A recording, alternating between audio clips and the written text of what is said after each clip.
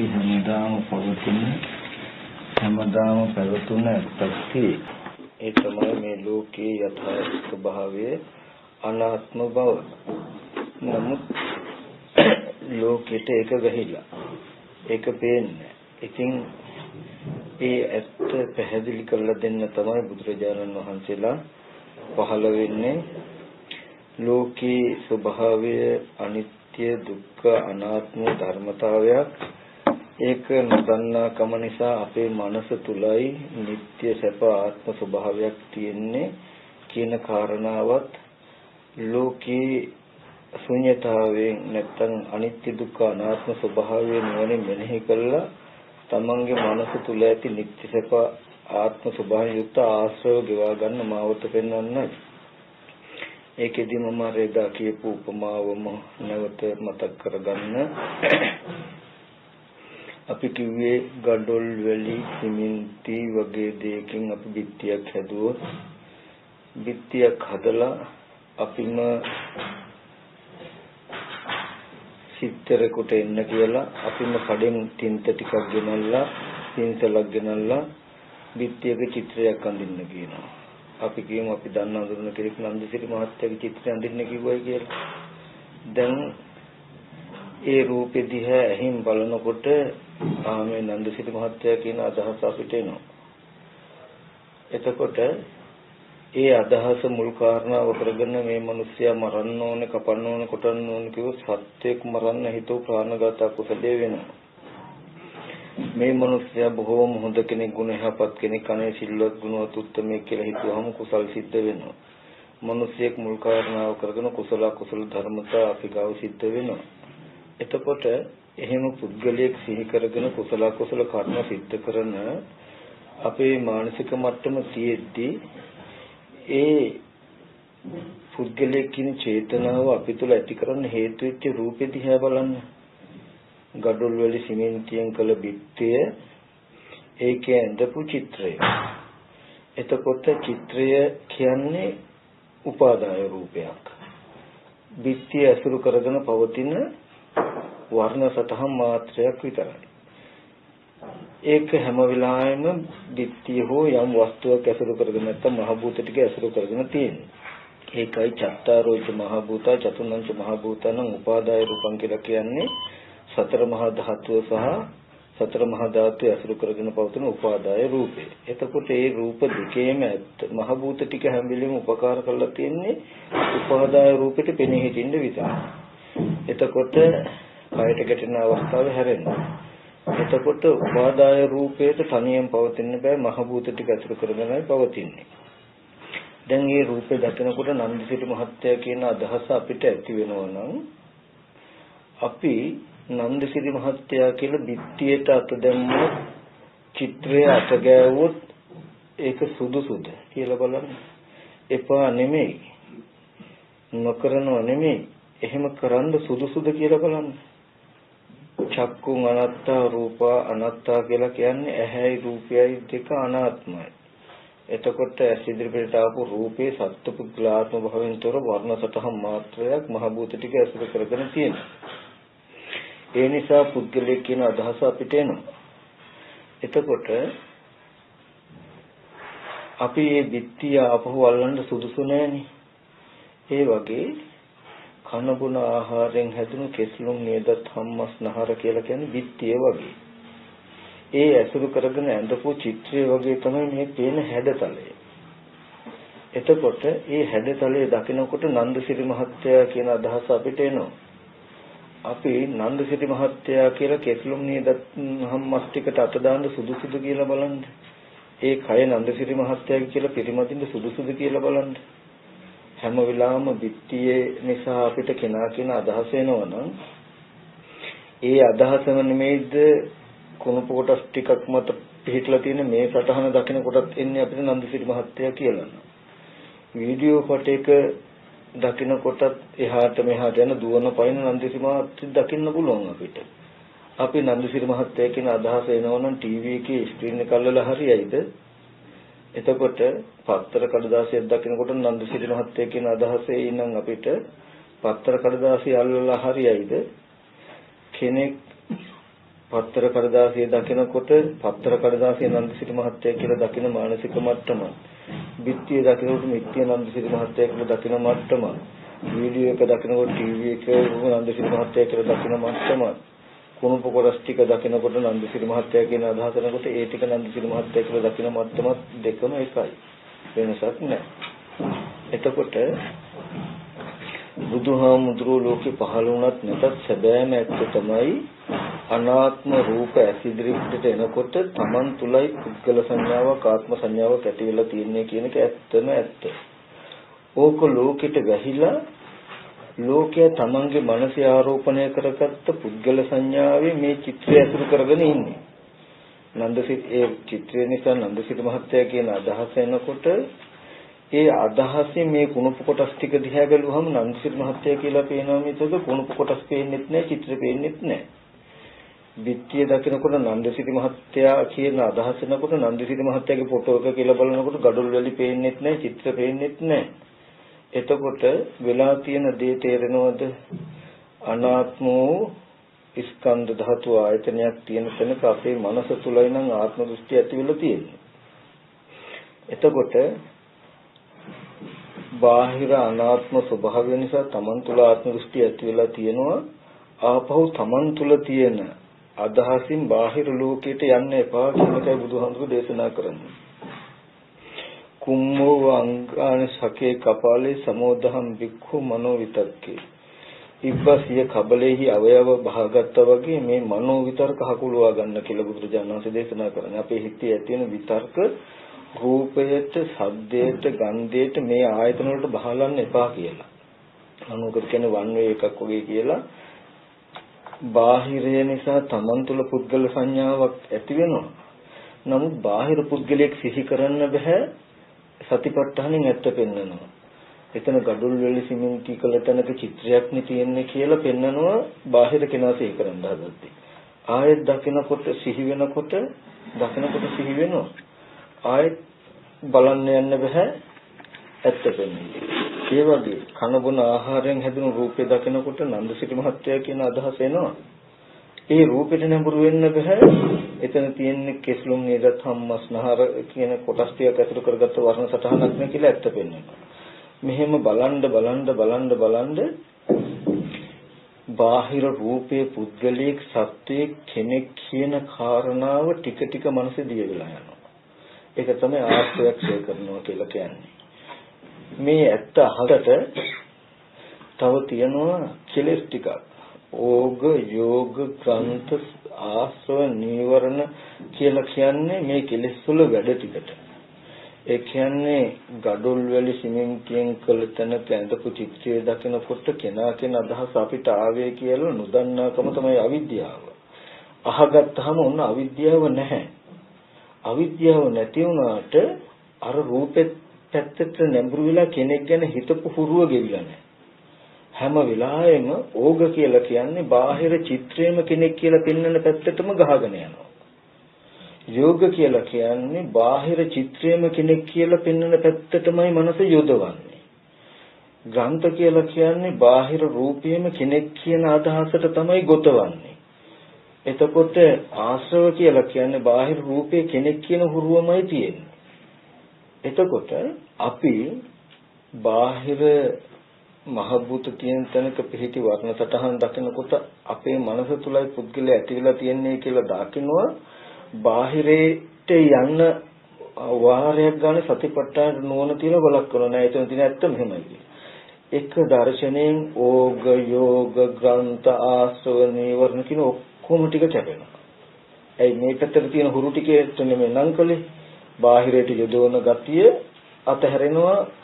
එහෙන්ද මෙහෙට එනවා මෙහෙට යන්නේ නැහැ කියන එක හුරු කරන බාහිරයට තියෙන ගතිය තමයි ගහගෙන යන ගතිය තමයි කැපෙන්නේ. බාහිරට යොදවන ගතිය තමයි කැපෙන්නේ. බාහිරේ ගොතවන ගතිය තමයි කැපෙන්නේ. බාහිරේ ස්පර්ශ තෘෂ්ණා වශයෙන් දෘෂ්ටි වශයෙන් ස්පර්ශ කරන ගතියයි කැපෙන්නේ. එතකොට හැම වෙලාවෙම ඔගොල්ලෝ භාවනා කරන්න එක තැනක ඉඳගෙන ඉන්නකොට සති නිමිත්ත හොඳට හුරු කරන්න. සති නිමිත්ත ඉඳ තියාගෙන ආනාපාන සතිය ආදී ඒ භාවනා සමතකමටහනක් වඩන්න. ඊට අමතරව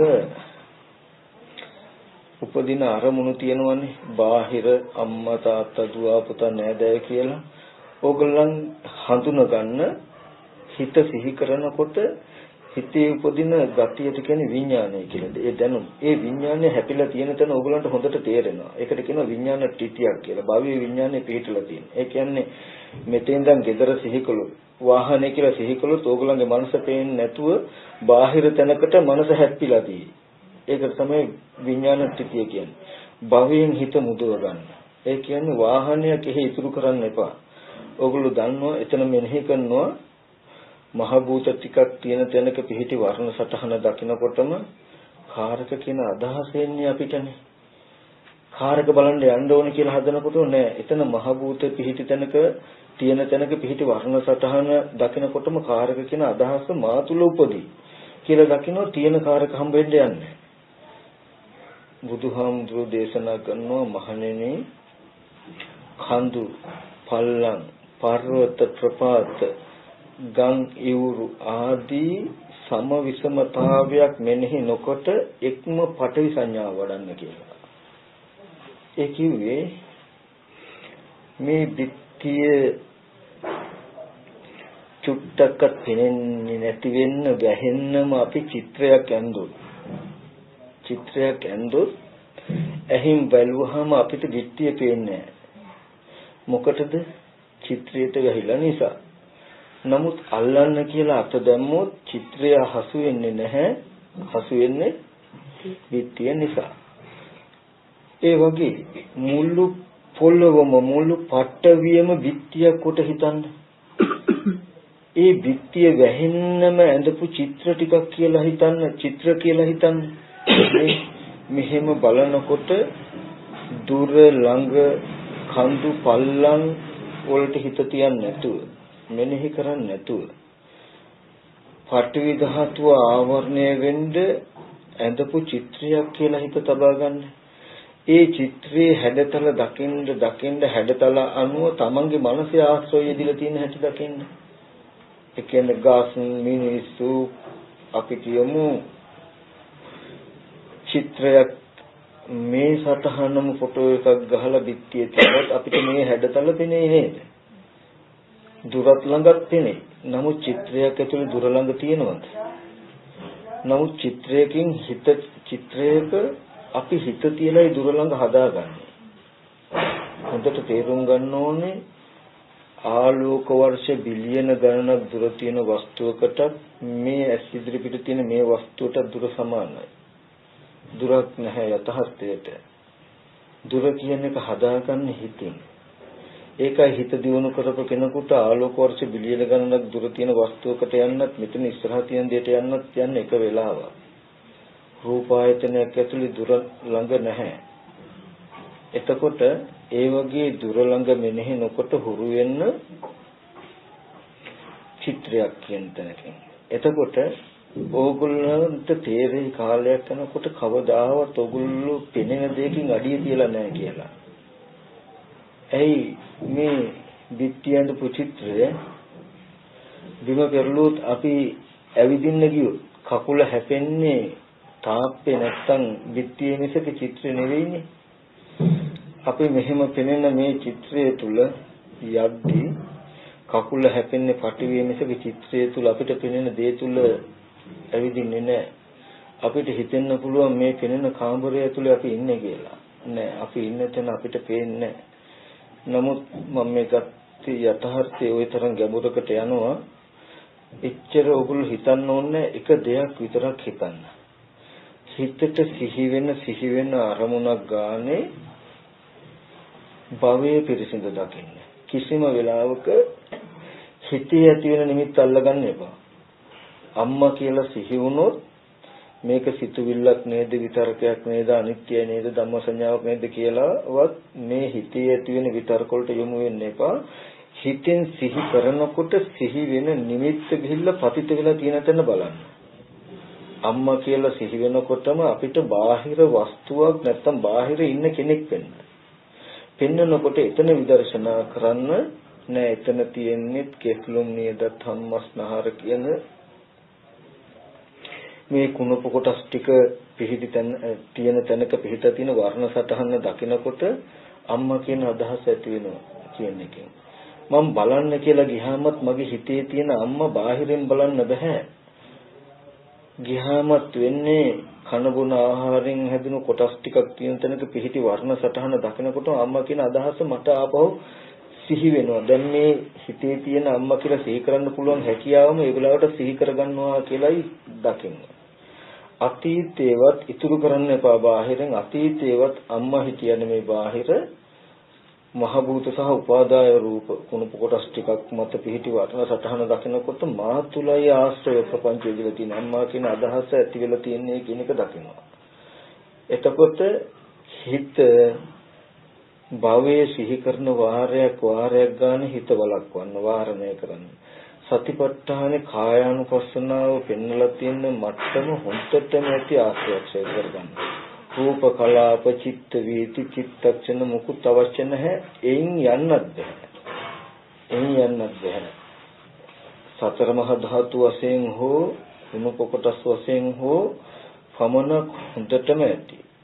ඒ ටිකයි බුදුරජාණන් වහන්සේ ඒ ප්‍රමාණවත් නිසා එහෙම දේශනා කරන්නේ. චිත්තක්ෂණ චිත්ත වීති රූප කලාප විවිධ අනේක උපකාරණම් බුදුරජාණන් වහන්සේ දේශනා නොකර සිටින්නේ නැහැ. ත්‍රිපිටකේ කොහෙවත් නැහැ එහෙම පෙන්වන එකක්. පෙන්වන්නේ මේ ටික විතරයි. ඒ වෙනමුකුත් නෙමෙයි හොඳට අපිට ඕනේ අපේ අවිද්‍යාව දුරු කරගන්න. බලන්න අවිද්‍යාව කියන එකේ මිම්ම ගඩොල් වැලි සිමෙන්තියෙන් කළ බිත්තියක පිහිටි චිත්‍රයක්. ඔච්චරයි ඇත්ත. ඒ චිත්‍රය හම්බ වෙනකොට අපි තුලයි කියන අදහස යෙදිලා තින්නේ ඒක දන්නේ. අපිට පෙන්වන්නේ හැම වෙලෙම බාහිර කෙනෙක්ගේ ෆොටෝ එකක් බාහිර දෙයක් කියලා. එහෙනම් මේ වැරද්දයි හදන්න තියෙන්නේ. මේ වැරද්ද හදන්න පුළුවන්ද කියලා බලන්න රූප කලාප හෝ ඊට මෙහා යමක් සිහි කළා. පවතින හැමදාම පවතින පැවතුණු ඇත්තයි අපිට ඕනේ. ඇත්ත තමයි ගඩොල් වල සිමෙන්තියෙන් කළ බිත්තියක ඇඳපු චිත්‍රය. කියන තැන තමයි ඇත්ත. ඒ ඇත්ත දකින්නකොට තේරෙනවා එහෙනම් පුද්ගලෙක් කෙනෙක් කියන අදහස පහළ වෙන්නේ තමන්ගේ මනසේ කියලා. ඊට පස්සේ නුවණක් එනවා ආශ්‍රයක්ෂයට. එහෙනම් මම බිත්තිය දිහා බලන එක වැරදි.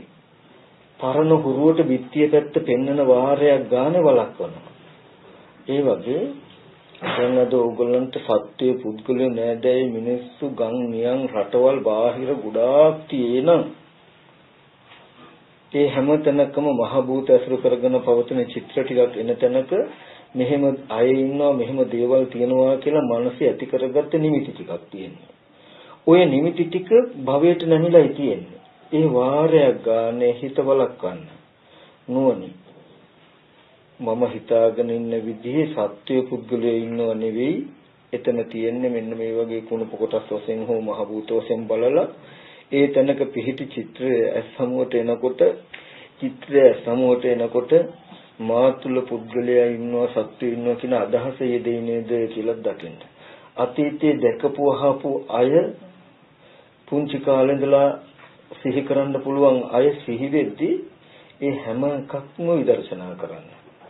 සමත කමඨහනකින් හිත වඩ උපදින අරමුණේ දෙපැත්ත විදර්ශනා කරන්න. අරමුණ උපදින අරමුණ නෙවෙයි හිතේ සිහි වෙන ක්‍රම නෙමෙයි සිහි වෙනකොට සිහි වෙන අරමුණ ආපු පැත්ත සහ එන පැත්ත දෙපැත්තට යන්නේ. මට අම්මා කියලා සිහි වෙනකොට ඒ සිහි වෙන විතරකට මුකුත් කරන්න එපා. ඒක නැවත බලන්න ගියාම එතන හම්බ වෙන ඇත්ත සහ හම්බ වුණා කියන තැනක මට අම්මා හම්බ වුණා කියන තැනක තිබුණු සිද්ධ වෙච්ච සිද්ධිය බලන්න. එහෙම බලනකොට තමයි බාහිර අනාත්ම ධර්මතාවයක් නිසා තමතුල ආශ්‍රව යෙදিলা කියලා පේනවා. තමන්ට බාහිරේ තමන් හිතන විදිහේ සත්‍ය පුද්ගල බාහිර ඉන්නව නෙවෙයි කියන එක නොබෝ දිනකින් ශුන්‍යතාවයක් දැනෙනවා. ඒකයි කාලයක් යනකොට අපි පඨවි ධාතුව එක්ක සෙල්ලම් කරනවා වගේ තේරෙයි. ඒ කියන්නේ සතර මහා ධාතුවේ ඇඳපු චිත්‍ර ටිකක් එක්ක හිතේ පුද්ගල හිතේ හැඩතල හදාගෙන අපි මේ ක්‍රීඩාවක් කරන්නේ. ඒක බුදුහාමුදුරු දේශනා කළේ පඨවිම් පඨවිත්තෝ දිස්වා පඨවිස්මින් නිබ්බින්දති නිබ්බින්දින් විරජ්‍යති විරාගා විමුච්ඡති විමුක්තස්මින් විමුක්තමිත ඥානං හෝති. පටවිය වශයෙන් දැක්කහම පටවිය කලකිරීමෙන් නොයැලෙනවා, නොයැලීමෙන් හිත ආශ්‍රයයෙන්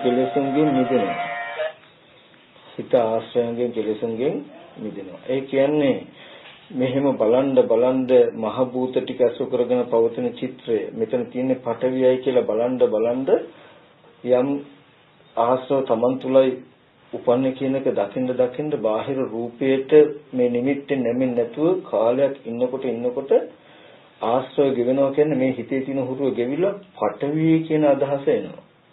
පටවිය හැටියට දකිනකොටම ඒකට පුද්ගලයෙක් කෙනෙක් දිහා කියන එකෙන් ඇලෙන්නේ නැමෙන්නේ ඒ හිත ඉබේම කලකිරෙනවා, හිත ලැජ්ජ වෙනවා. මේ තරම් අනාත්ම රූපයක් කෙනෙක් පුද්ගලයෙක් කියලා අල්ලන්න තරම් මම මෝඩද කියන තැනකට එනකන් එනවා. ඒකයි දැකලා කලකිරෙනකොට ඒ පැත්තට නැඹුරු වෙලා සිත් පහළ වෙන්නේ නොයැලෙනකොට ආශ්‍රයයෙන් කෙලෙසුන්ගේ මනස මිදෙනවා කියන්නේ මේ චිත්‍රය දකිනකොට කෙනා කියන අදහස උපදින්න තියෙන හේතුවම නැතිලා යනවා. ආශ්‍රයයෙන් කෙලෙසුන්ගේ මනස මිදෙනවා. ඊට පස්සේ හිත සිහි කළත් අරමුණක් සිහි කළත් මේ අරමුණ නිරුද්ධ වෙන පැත්තට නැමිලා නිවනට බරව පවතිනවා මිසක භවයට බරව පවතින්නේ නැහැ. අද ඕගොල්ලෝ කෙනෙක් අරමුණක් සිහි කළාම සිහි වෙන අරමුණ නිරුද්ධ වෙනවා කියන පැත්තට නෙමෙයි මනස තියෙන්නේ, භවයට නැමිලා. සිහි කරන අරමුණට අයිති දෙයක් හෝ වස්තුවක් පෙන්වන පැත්තට නැමිලා තියෙනවා. මේක අනිත් පැත්තට රහතන් වහන්සේ නමකට උනත් ඕන දෙයක් හිතන්න සිහි කරන්න පුළුවන්. නමුත් ඒ විඥානයේ භවයේ ඇසුරු කරගෙන නැහැ. භවයේ පිහිටන්නේ නැහැ. හටගත් සිතුවිලි නිරුද්ධ වෙනවා කියන අදහස පැත්තට නිවනට නැමිලයි බර වෙන්නේ මනස. නිවනට නැමිලයි පවතින්නේ. ඒ නිසා හැමදෙනාම ගොඩාක් ගැඹුරන සරලයි සියුම්. තමන් බොහෝ කාලයක් හුරු පුරුදු නිසා මේ සවිඥානික අරමුණු එනකොට කෙනා කියලා පෙන්වන ගතිය බලවත්ව යෙදෙනවා. මේවට තමයි ආශ්‍රෝග යෝග කියන්නේ. තමන් උපරිම ධෛර්යයක් යොදන්න ඕනේ මෙතන තියෙන අනාත්ම ස්වභාවය නැවත හිතට කාවද්දලා පෙන්නලා. ඉබ්බන්දු තැනකයි මේ හැඩසටහන තියෙන්නේ. හැඩසටහන දකිනකොට මිනිස්සෙක් සත්‍ය පුද්ගලෙක් කියන ගති මනසේ යෙදෙන්නේ. එහෙනම් මම මේ මිනිස්සෙක් පුද්ගලෙක් කියලා මේ කොටස් ටිකට අත දැම්ම සුදුසුද කියලා අහනවා තමන්. නෑ කෙනෙක් ඉන්නවමයි වගේ කියලා හිතනකොට අර වගේ චිත්‍රයක් උපමා කරලා තමන්ට පෙන්න ගන්නවා. හොඳයි බිත්තියක චිත්‍රයක් ඇඳහම කෙනෙක් මිනිස්සෙක් නමක් දන්නේ නැත්නම් කෙනෙක් මිනිස්සෙක් කියන අදහස හරි ආවෝ. කෙනාගේ මිනිස්යාගේ රූපේ කියලා අපි ඒ පැත්ත අල්ලන්න සුදුසු නෑ. බැයි නම් ඉතින් ඒ විදිහම නෙමෙයිද මේ සවිඥානික කනබුන ආහාරයෙන් හැදුණු රූපෙත් තියෙන ඇත්ත කියලා බලනවා. මේ වගේ තමන්ට උපමා දිදී උපමේය දිදී මේක කරන්න වැඩි දවසක් කරන්න ඕනේ. නොබෝ දවසක් කරනකොට මේ මුලින්ම කරනකොට අර දොරාගුලක් හම්බෙනවා කියන තමන්ගේ අවිද්‍යාව හොඳට තේරෙනවා. ඊට පස්සේ තව දුරටත් මේක කරගෙන යනකොට තමයි මේ භවයට නැමිලා සිත් උපදින ගතිය මේ අඩු වෙන්නේ, ආශ්‍රව දෙන්නේ. අපේ ජීවිතය කියලා කියන්නේ කෙලෙස් ගොඩක්. අපි කියමු කාමාශ්‍රව, භවආශ්‍රව, ditthyaශ්‍රව, අවිද්‍යාශ්‍රව, කාමෝග, භවෝග, ditthියෝග, අවිද්‍යාවෝග කියලා. දැන් මහ භූත තියෙන තැනක චිත්‍රයක් දකිනකොට ඒ චිත්‍රය දෙයක් කාරණාවක් කියලා පෙන්වන එකට කියනවා කාමාශ්‍රව කියලා අපේ මනසේ. අපි කියමු ඇපල් ගෙඩියක් දකිනවා. චිත්‍රය හම්බ වෙනකොට ඇපල් ගෙඩියක් කියන අදහස එනවා. ඒ ආශ්‍රයයට භව ආශ්‍රය මනස යෙදුනහම ඒ සිහිවෙච්ච ඇපල් ගෙඩිය කියන එක බාහිරින් පෙන්වන ගතියක් යෙදුනහම ඔයගලන්ට බාහිර තියෙන ඇපල් ගෙඩියක් දකින්න පුළුවන්. ওই බාහිර ඇපල් ගෙඩියක් පෙනෙන්නේ මනස තියෙන කාමාශ්‍රව භවආශ්‍රව කියන කෙලෙස් දෙකෙන්. චිත්‍රයක් දකිනකොට චිත්‍රය ඇතුලේ දකින්න රූපේ දකිනකොට ඇපල් ගෙඩිය කියන අදහසේ කාමාශ්‍රය යෙදෙනවා. නමුත් භවආශ්‍රය යෙදෙන්නේ නැති හින්දා බාහිර ඇපල් ගෙඩිය තියෙනවා කියලා පේන්නේ දැනෙන්නේ. මොකද ඒ අරමුණේ භවආශ්‍රය යෙදිලා නැති නිසා. නැත්තම් පෙනෙන එකම සටහන එකක බාහිරට මනස නැමිලා තියනවා කියන අදහසෙන්. එකක තියනවා කියන අදහසින් බාහිරට නැමිලා නොපෙනෙන කමක් තියන්නේ ඇයි?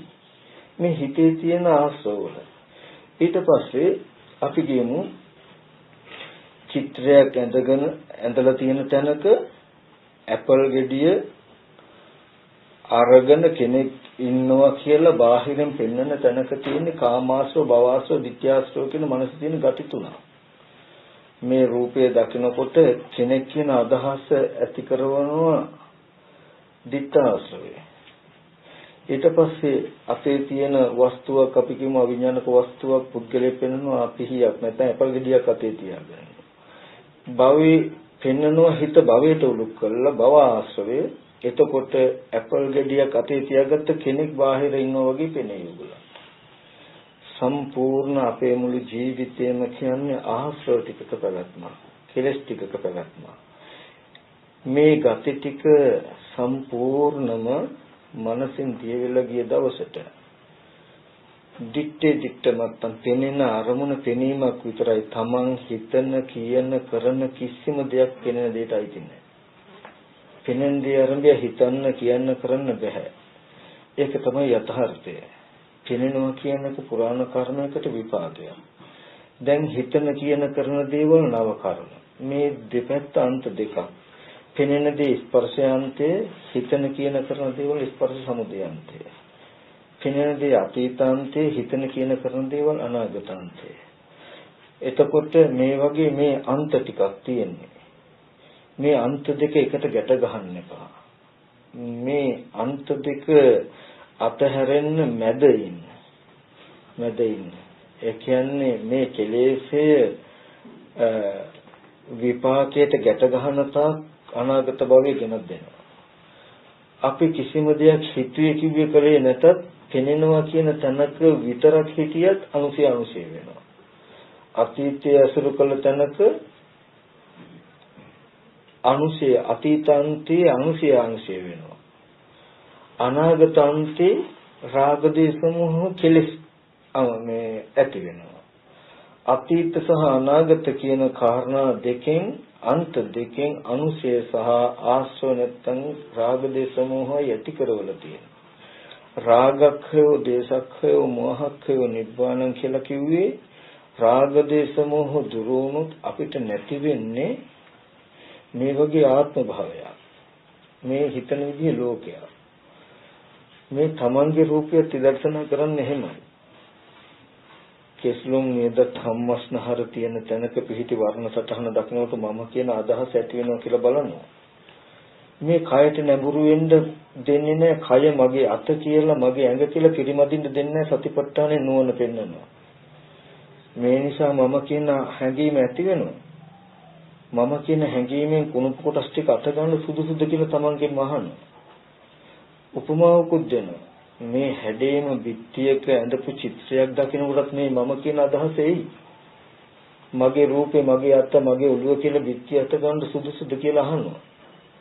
එතකොට මේ හැඩේ දකිනකොටම ටීවී එකක තිබුණ නාමේ මමත් ඉන්නේ කියන අදහස එයි. මගේ රූපය අල්ලනවා කියලා ටීවී එක අත ගන්න සුදුසුද කියලා තමන්ගෙන් අහන්න. එහෙම සුදුසු නැත්තම් කුණුප කොටස් ටිකක් පිහිටි තැනක පිහිටි මේ වර්ණ සටහන දකිනකොට මම කියන හැඟීම ඇති වෙනවා නම් මම කියන හැඟීමෙන් මේ ටික පිරිමදින්න සුදුසුද? පරාමර්ශනය කරන්න සුදුසුද? මේ මගේ අත කියලා තෘෂ්ණාව වශයෙන්, මේ මම කියලා දෘෂ්ටි වශයෙන් පරාමර්ශනය කරන්න සුදුසුද කියලා බලන්න. එහෙම බලන්න මේ කය නේතමම නේසු හමස්මෙන් නෙමෙසු අත්තා තේව මෙතන යතහ භූත සම්මප්පඤ්ඤය දත්තබ්බා. මේ කය මම නෙමෙයි, මගේ නෙමෙයි, මගේ ආත්මය නෙමෙයි කියලා මෙසේ ඇත්ත ඇති දැක්ක යුතුයි. අර රූප මම නෙමෙයි, මගේ නෙමෙයි, මගේ ආත්මය නෙමෙයි කියලා එසේ ඇත්ත ඇති දැක්ක යුතුයි. එහෙම බල තමන්ගේ හිතේ උපදින gati ටික ගෙවා ගන්න උත්සාහවත් වෙන්න. මේකට රෑ දවල් ටිකක් මහන්සි වෙන්න වෙනවා. මොකද ආශ්‍රව බලවත් වැඩි. ඕග කියලා කියන්නේ පුට්ටක් සිහිය නැතුණු ගහගෙන ගිහිල්ලා තියෙයි බාහිරට. යෝග කියන්නේ මෙහි සිත් උපදින්නේ බාහිර ඉන්න අය ගැනම හිතවන්න. බාහිර තියෙන දේවල් ගැනම හිතවන්න. බාහිර වැඩ කටයුතු කරනවා කියන තැනකින්ම යොදවලා තියෙනවා.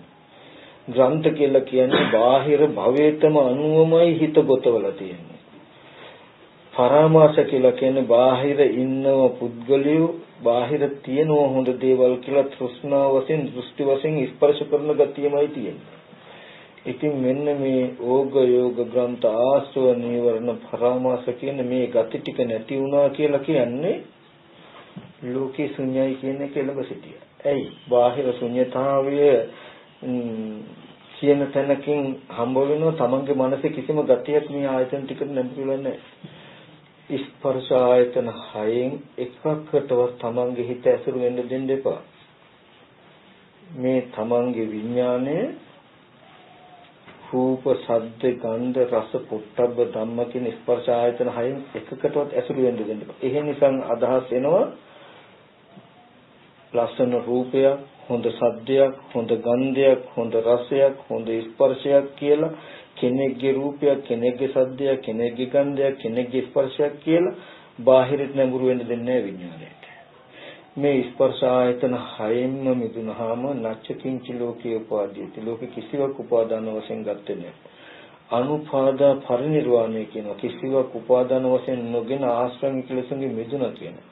රහතන් වහන්සේ නමකගේ ගතිය තීරණය කරන්න බෑ ලෝකෙට.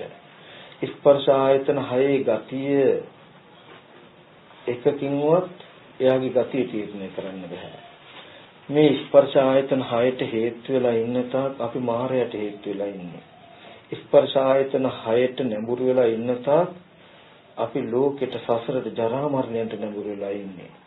ඒ නිසා හැම වෙලාවෙම ස්පර්ශ ආයතන හයෙන් මනස මුදව ගන්න. ඒකට තියෙන එකම දේ තමයි එකම පිහිට එකම සරණ තමයි සතිපට්ඨානය. ඒකයි බුදුහාමුදුරේ දේශනා කළේ ඒකායනෝ අයම් වික්ඛවේ මග්ගෝ මහණෙනි මේ එකම මගයි කියලා.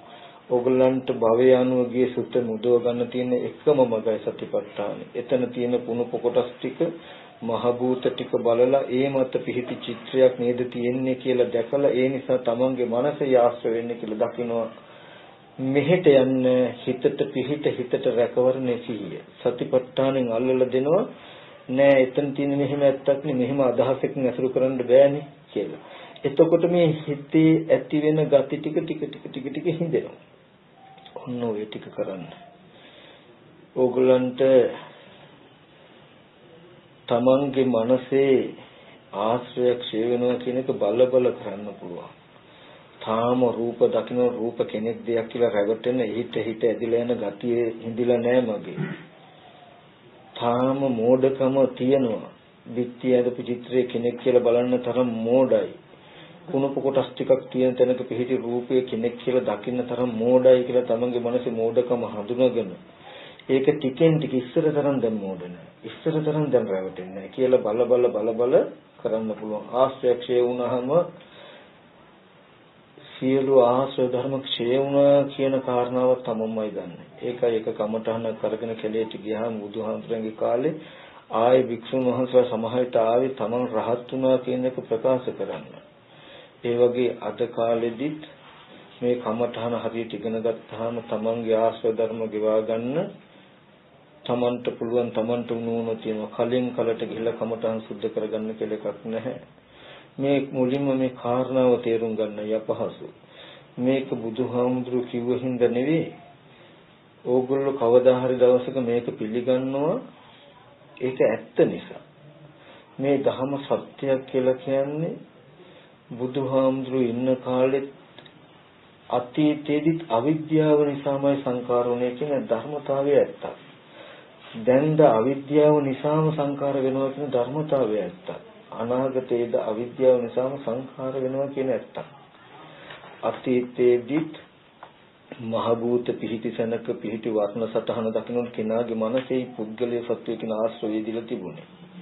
අපි හිතාගෙන ඉන්න විදිහේ බුදුපසේ බුදුමහරහතන් වහන්සේලා විසාකානේ පිළිසුතුමා වගේ පුද්ගලයෝ මහ භූත ටික අසු කරගෙන හිටි චිත්‍රයක හිටියේ නෑ.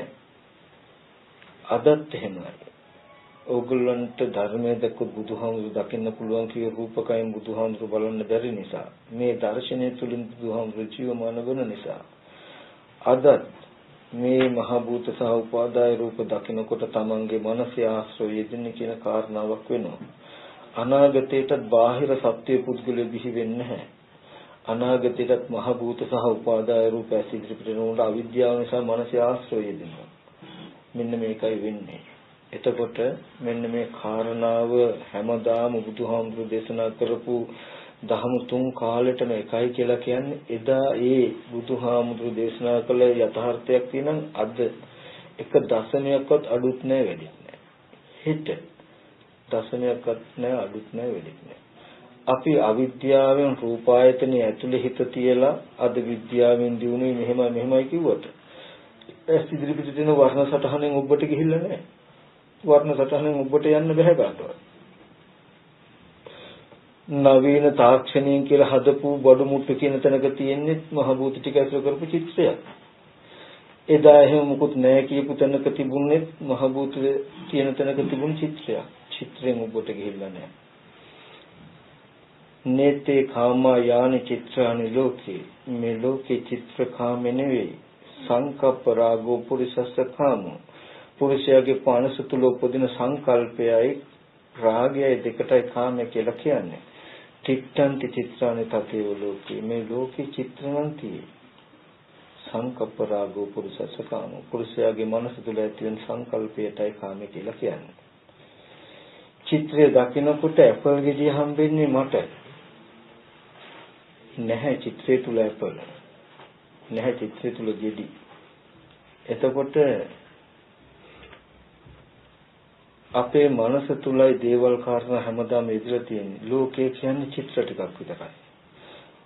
මේ කොච්චර ගැඹුරු වුණත් නොගැඹුරු කළා ඒ තැනට අරගෙන යනවා සතිපට්ඨාන. සතිපට්ඨාන කියන්නේ ගැඹුරු ඉලක්කයක් දීලා නැහැ. කුණුප කොටස් වශයෙන් මහ භූත වශයෙන් මෙනෙහි කර කර ඉන්න බැයිද? පුළුවන්. ඔච්චරයි කරන්න ඕනේ. ඔය ටික මෙනෙහි කර කර මෙහෙම පිහිටි තැනක තියෙන චිත්‍රය දකිනකොට මා තුලයි අදහස ඇති වෙලා තියෙන්නේ. සිහි වෙන අදහසින් බාහිරට යන්න දෙන්න. ඔන්න ඔය ටික විතරක්ම කරන්න.